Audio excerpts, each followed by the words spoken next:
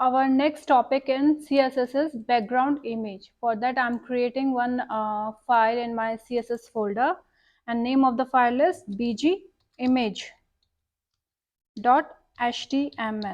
In this we are going to use internal CSS. This is my basic HTML code. Now within head section I'm giving style tag. It has both opening and closing tags. Now we want background image, body background image. For that we have to write body, and within curly braces I'm writing background hyphen image colon, and here I have to write URL bracket. We have to give single quotes. Within single quotes we have to give image URL. So my image is in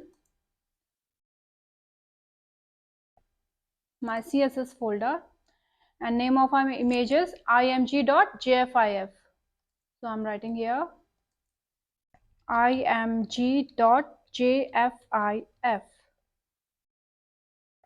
Save it and click on go live.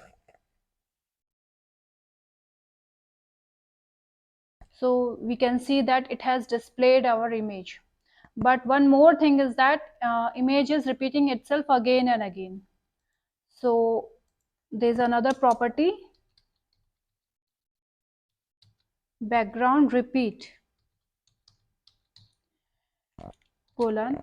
It has different values. First is repeat, so we don't need to give this value because image is repeating itself again and again. Second is no repeat. If we give this property, image will be shown only for once. It is not going to repeat itself.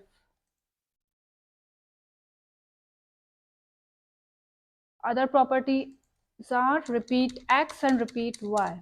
So first we'll see repeat x. In this, image is going to repeat itself only on x-axis.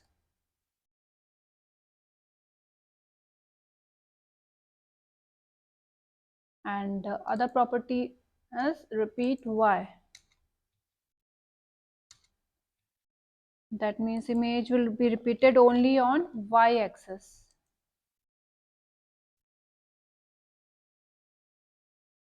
So we have seen background image, how to insert background image, and how to and background repeat property, which has different values: repeat, no repeat, repeat x, and repeat y.